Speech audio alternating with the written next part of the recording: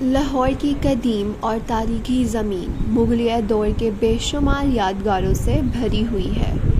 انہی میں ایک نہایت اہم اور خوبصورت مقام دائی انگا مسجد اور مقبرہ کمپلیکس ہے۔ شاہی تعلقات اور ایک قابل احترام خاتون کی یاد کو زندہ رکھتی ہے۔ وہ شہزادے کے پرورش کرنے والی ایک نہایت قابل احترام اور قریبی شخصیت تھی۔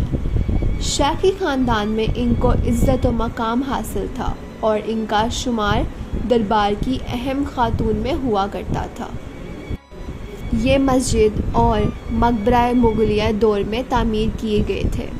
دائی انگا نے اپنی زندگی میں ایک مسجد بنانے کی خواہش ظاہر کی۔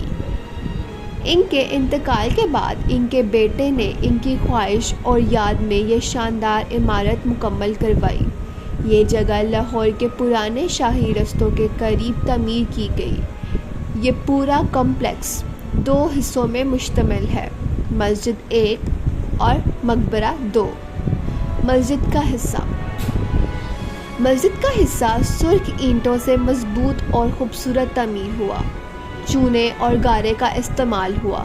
دیواروں پر نیلی اور فیروزی رنگ کی ٹائلوں کی کاریگری کی گئی۔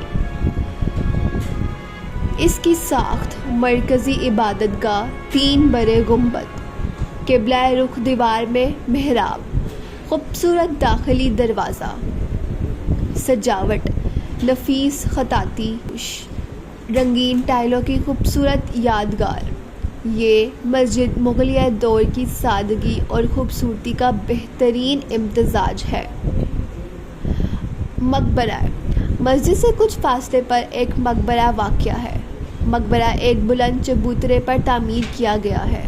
اوپر ایک خوبصورت گنبد موجود ہے۔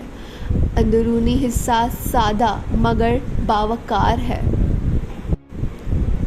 یادگاروں پر پہلے نقش و نگار اور ٹائلوں کی سجاوٹ تھی۔ دیواروں پر پہلے نقش و نگار اور ٹائلوں کی سجاوٹ تھی جو وقت کے ساتھ کم ہو گئی۔ کمپلیکس کی موجودی ساخت درمیان میں کھلی جگہ اور باغیچے کا تصور ہے۔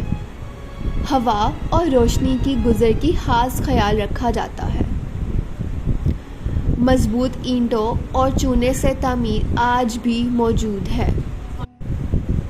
یہ مقام لاہور کے تاریخی علاقے میں واقع ہے۔